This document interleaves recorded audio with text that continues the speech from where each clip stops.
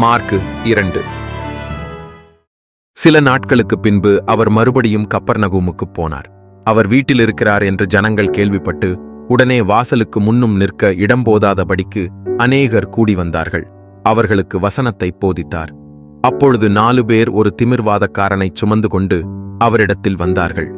ஜனக்கூட்டத்து நிமித்தம் அவருக்குச் சமீபமாய்ச் சேரக்கூடாமல் அவர் இருந்த வீட்டின் மேற்கூரையை பிரித்துத் திறப்பாக்கி திமிர்வாதக்காரன் கிடக்கிற படுக்கையை இறக்கினார்கள். இயேசு அவர்கள் விசுவாசத்தைக் கண்டு திமிர்வாதக்காரனை நோக்கி, மகனே, உன் பாவங்கள் உனக்கு மன்னிக்கப்பட்டது என்றார்.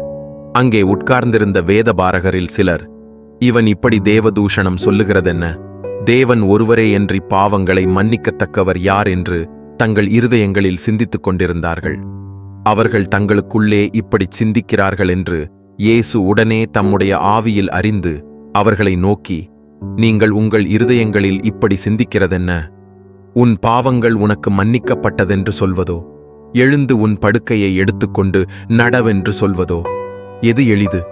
பூமியிலே பாவங்களை மன்னிக்க மனுஷகுமாரனுக்கு அதிகாரம் உண்டென்பதை நீங்கள் அறிய வேண்டும் என்று சொல்லி திமிர்வாதக்காரனை நோக்கி, நீ எழுந்து உன் படுக்கையை எடுத்துக்கொண்டு உன் வீட்டுக்குப் போ என்று உனக்குச் சொல்லுகிறேன் என்றார். உடனே அவன் எழுந்து தன் படுக்கையை எடுத்துக்கொண்டு எல்லாருக்கு முன்பாக போனான். அப்பொழுது எல்லாரும் ஆச்சரியப்பட்டு, நாம் ஒரு காலும் இப்படி கண்டதில்லை என்று சொல்லி தேவனை மகிமைப்படுத்தினார்கள். அவர் மறுபடியும் புறப்பட்டு கடலருகே போனார். அப்பொழுது ஜனங்கள் எல்லாரும் அவரிடத்தில் வந்தார்கள். அவர்களுக்கு போதகம் பண்ணினார். அவர் நடந்து போகையில் அல்பேயுவின் குமாரனாகிய லேவி ஆயத்துறையில் உட்கார்ந்திருக்கிறதைக் கண்டு, எனக்கு பின் சென்று வா என்றார். அவன் எழுந்து அவருக்கு பின் சென்றான். அப்பொழுது அவனுடைய வீட்டிலே அவர் போஜன பந்தி இருக்கையில் அநேக ஆயக்காரரும் பாவிகளும் அவரோடு கூட வந்திருந்தபடியால் அவர்களும் இயேசுவோடும் அவர் சீஷரோடும் கூட பந்தியிருந்தார்கள்.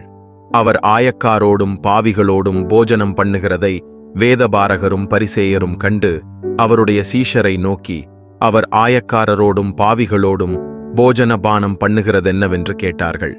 இயேசு அதை கேட்டு, பிணியாளிகளுக்கு வைத்தியன் வேண்டியதே அல்லாமல் சுகமுள்ளவர்களுக்கு வேண்டியதில்லை, நீதிமான்களை அல்ல, பாவிகளையே மனந்திரும்புகிறதற்கு அழைக்க வந்தேன் என்றார். யோவானுடைய சீஷரும் பரிசேயருடைய சீஷரும் உபவாசம் பண்ணி வந்தார்கள். அவர்கள் அவரிடத்தில் வந்து, யோவானுடைய சீஷரும் பரிசேயருடைய சீஷரும் உபவாசிக்கிறார்களே, உம்முடைய சீஷர் உபவாசியாமல் இருப்பதென்னவென்று கேட்டார்கள். அதற்கு இயேசு, மணவாளன் தங்களோடு இருக்கையில் மணவாளனுடைய தோழர் உபவாசிப்பார்களா? மணவாளன் தங்களுடனே இருக்கும் வரைக்கும் உபவாசிக்க மாட்டார்களே. மணவாளன் அவர்களை விட்டு ஏடுபடும் நாட்கள் வரும், அந்த நாட்களிலே உபவாசிப்பார்கள். ஒருவனும் கோடித்துண்டை பழைய வஸ்திரத்தோடு இணைக்க மாட்டான். இணைத்தால் அதனோடே இணைத்த புதியதுண்டு பழையதை அதிகமாய் கிழிக்கும், பீறலும் அதிகமாகும். ஒருவனும் புது திராட்சரசத்தை பழந்துருத்திகளில் வார்த்து வைக்க மாட்டான். வார்த்து வைத்தால் புதுரசம் துருத்திகளை கிழித்து போடும், ரசமும் சிந்திப்போம், துருத்திகளும் கெட்டுப்போம். புதுரசத்தை புது துருத்திகளில் வார்த்து வைக்க வேண்டும் என்றார். பின்பு அவர் ஓய்வு நாளில் பயிர் வழியே போனார். அவருடைய சீஷர்கள் கூட நடந்து போகையில் கதிர்களை கொய்யத் தொடங்கினார்கள். பரிசேயர் அவரை நோக்கி, இதோ ஓய்வு நாளில் செய்யத்தகாததை இவர்கள் ஏன் செய்கிறார்கள் என்றார்கள்.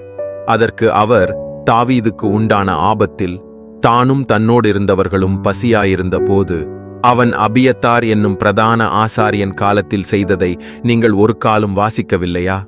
அவன் தேவனுடைய வீட்டில் பிரவேசித்து ஆசாரியர் தவிர வேறொருவரும் புசிக்கத்தகாத தெய்வ சமூகத்து அப்பங்களை தானும் புசித்து தன்னோடு இருந்தவர்களுக்கும் கொடுத்தானே என்றார்.